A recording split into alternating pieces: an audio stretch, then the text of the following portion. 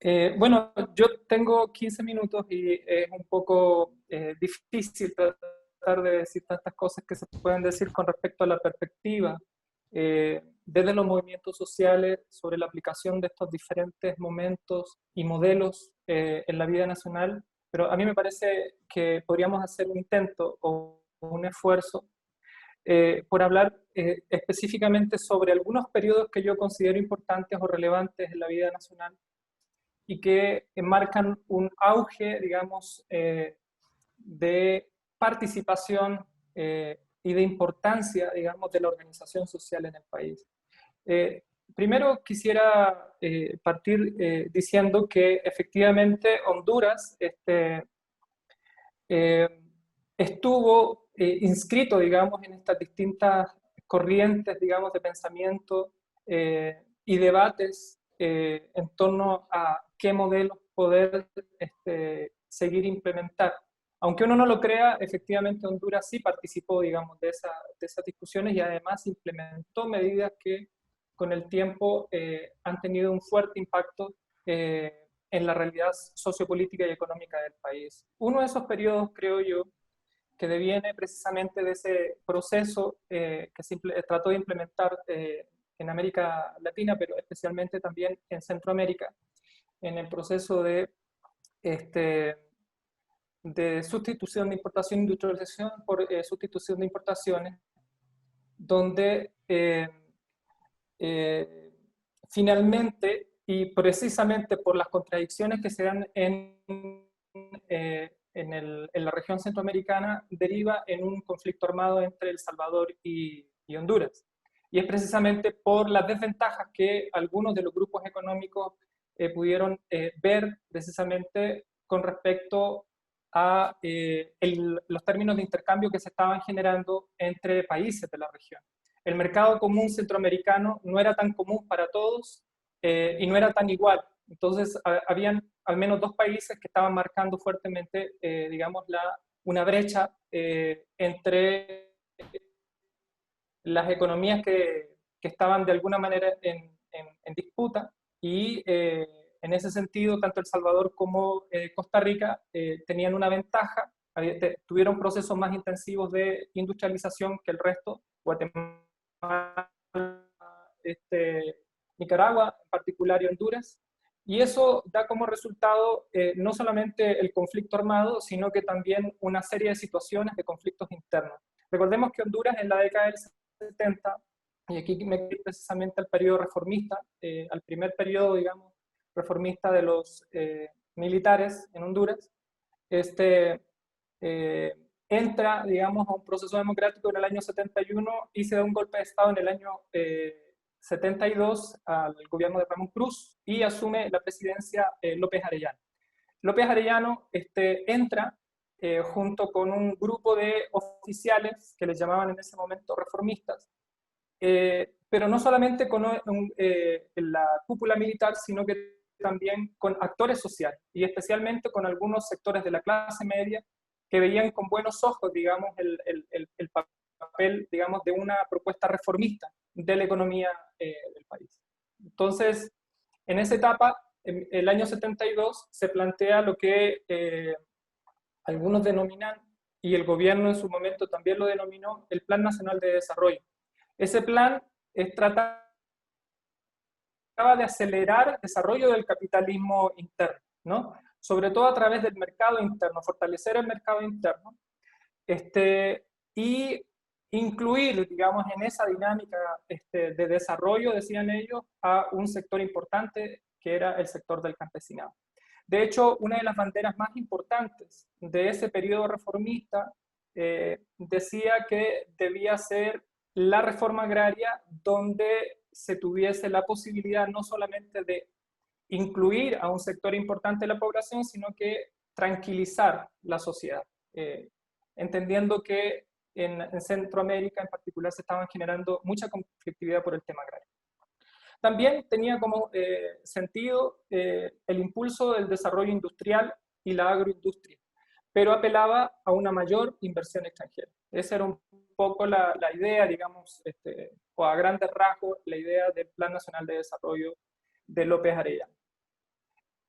Este proceso, como les decía, contó con mucho apoyo de sectores organizados, básicamente con la Unión Nacional de Campesinos, con la Asociación Nacional de Campesinos de Honduras y con una incipiente organización cooperativista que estaba operando en el país, que se llamaba FECOR. ¿Por qué hago relevancia a eso? Bueno, porque efectivamente estos sectores acompañaron el proceso. Primero, el golpe de Estado, entendemos que fue un quiebre constitucional, lo por una fuerza social. Para ese tiempo, digamos, para el año 72, más de 160.000 familias no tenían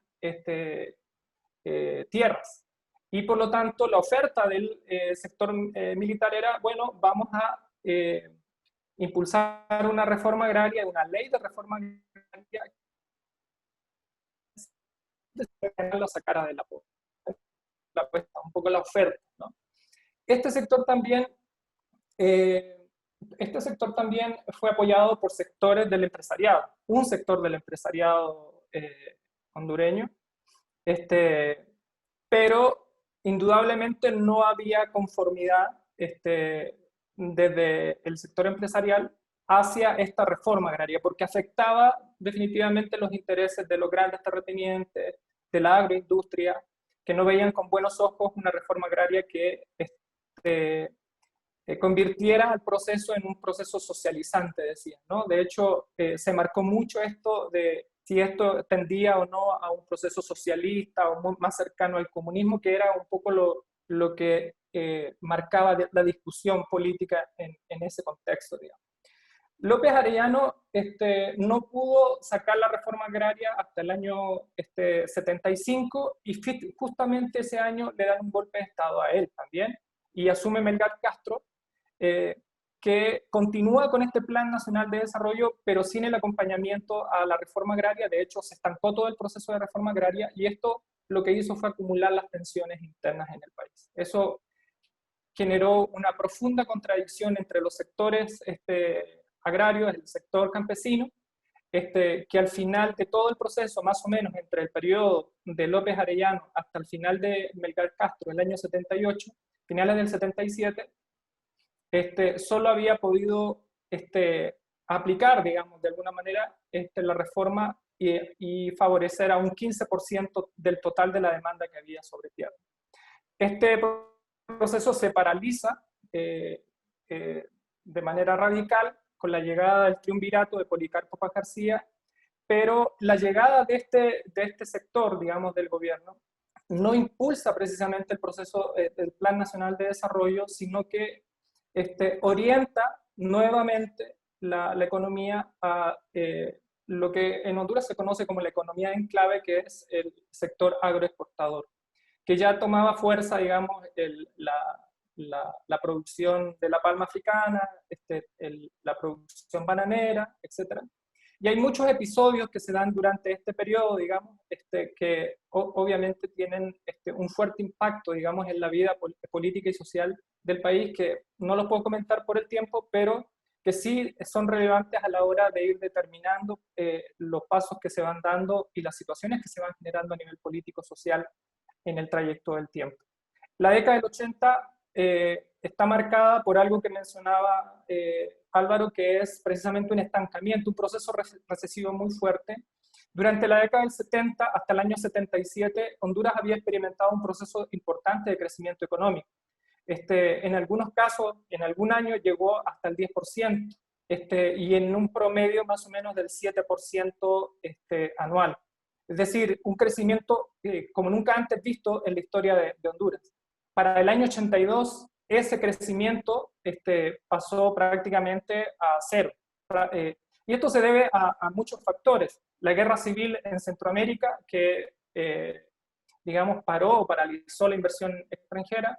la recesión internacional, obviamente, y también las mismas políticas internas de los gobiernos que se sucedieron a partir del gobierno de Suazo Córdoba. Yo diría que el movimiento social a partir de la década de los 80 sufre obviamente un largo periodo represivo, acompañado con ese largo proceso recesivo del país, donde se mantuvo de una manera mucho más fuerte e importante lo que yo le llamo la ocupación continua de Honduras, y que tiene una dimensión económica también. Es decir, ese modelo agroexportador de enclave me parece que es un continuum en la vida nacional, que deviene también de estas lógicas colonialistas, digamos, que también mencionaba Álvaro. Honduras comienza a aproximar al modelo neoliberal a finales de la década de los 80. No es precisamente, no empieza ese modelo con Callejas, digamos, con Rafael Leonardo Callejas, sino que comienza con Ascona hoy. Y el proceso precisamente de llegada de la maquila a Honduras se produce en el año 88 y el año 89, con una llegada importante de industria maquiladora al país. Lo que hace el gobierno de Callejas es precisamente la creación de leyes que van a posibilitar, por ejemplo, no solo paralizar la ley de reforma agraria, que es una gran demanda que subsiste todavía en un país eminentemente agrario como Honduras, sino que también va a posibilitar la ampliación del techo que pueden tener a nivel territorial las grandes empresas agroproductoras. Y esto es lo que va a determinar precisamente parte de los conflictos que se van a generar en la década de los 90. Hay episodios muy importantes, digamos, en donde hay una demanda muy fuerte por la tierra, especialmente en las zonas donde hay una colonización, por así llamarlo, hacia la zona de la UAN, por ejemplo, de la agroindustria de la palma africana, pero también de la industria bananera. Yo diría que una de lo que marca fundamentalmente este quiebre, digamos, de ese modelo anterior con el nuevo, es precisamente que Honduras empieza a tratar de expandir, aprovechando precisamente la reducción del conflicto social y político en la región, la llegada de la inversión internacional al país. Pero al mismo tiempo que se está generando esto, también están habiendo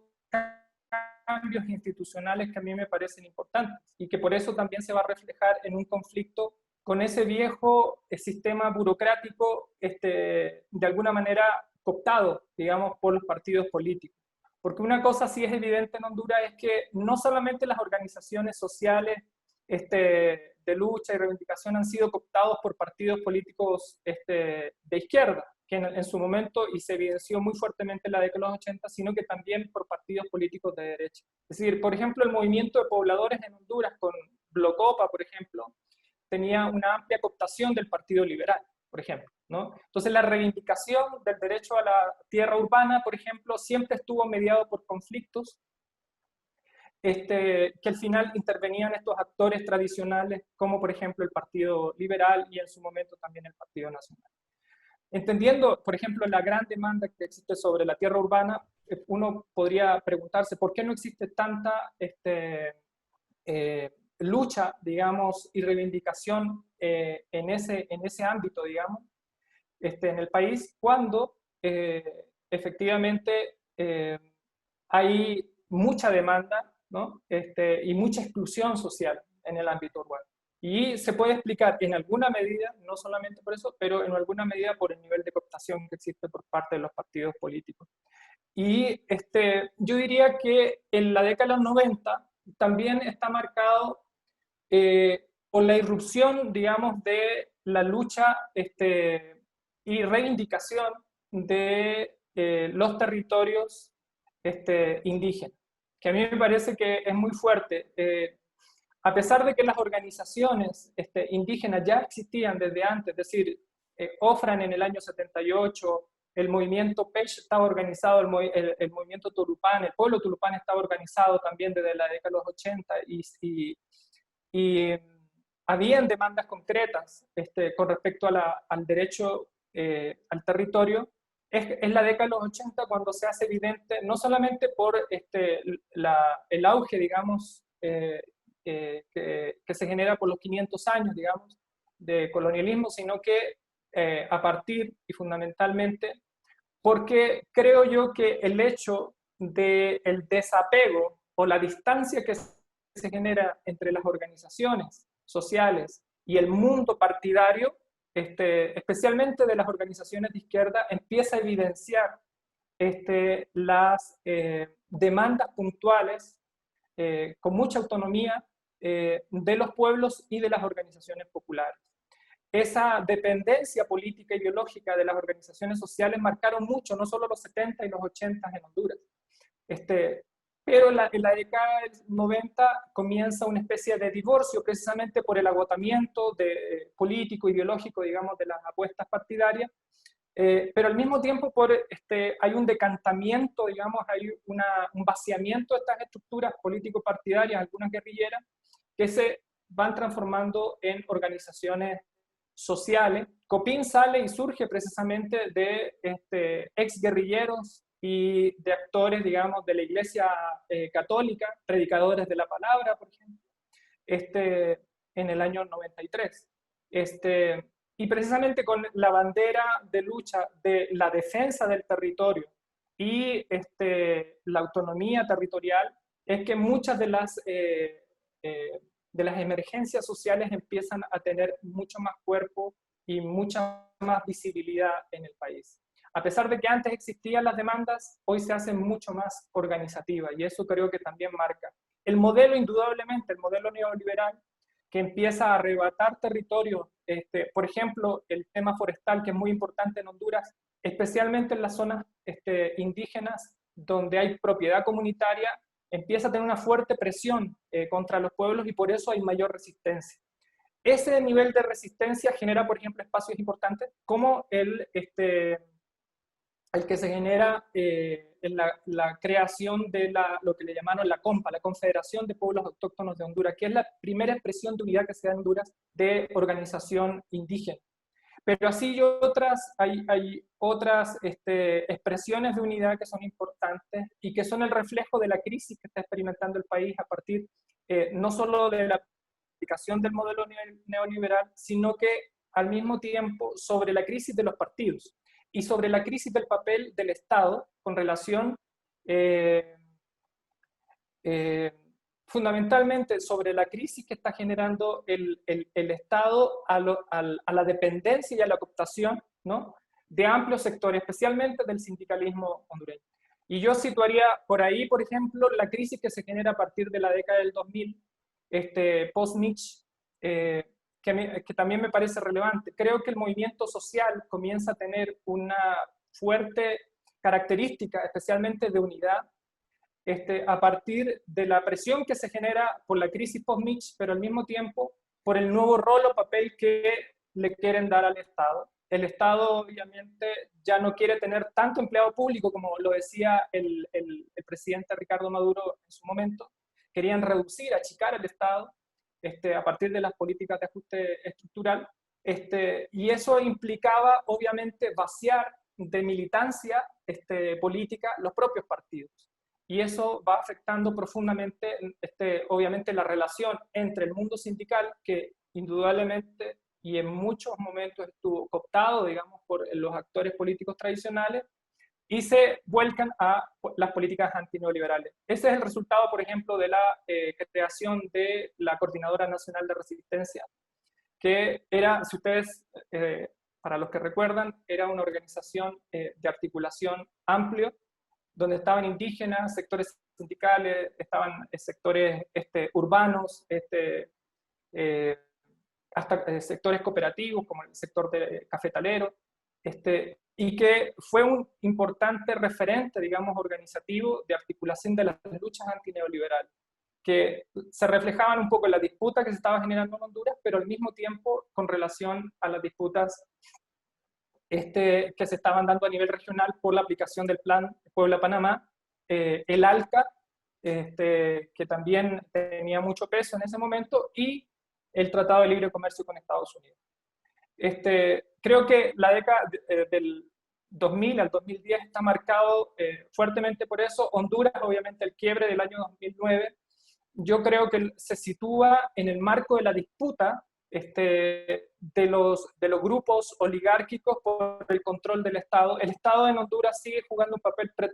preponderante, no solamente en las políticas económicas, sino que también en los privilegios que se otorgan, las ventajas económicas que se otorgan a ciertos sectores de la economía.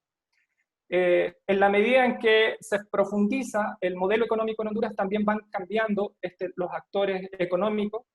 se van profundizando y se van convirtiendo algunos actores más preponderantes que otros, y ese desplazamiento de viejos actores económicos también genera una profunda contradicción política en el país. Y la disputa por el Estado es precisamente, yo por lo menos la sitúo ahí, en esta disputa de los viejos actores económicos y políticos y los nuevos que empiezan a emerger precisamente con estas amplias medidas neoliberales, con la penetración del capital financiero internacional, y con estas relaciones de estos oligopolios, digamos, de la economía que se dan precisamente con actores ahora hondureños y que antes eran más o menos marginales. Esa disputa por el control del poder del Estado me parece sustancial para entender también cómo se ha ido generando las crisis a nivel nacional y la respuesta, obviamente, de las organizaciones en el país ha sido en función también del resguardo de ciertos intereses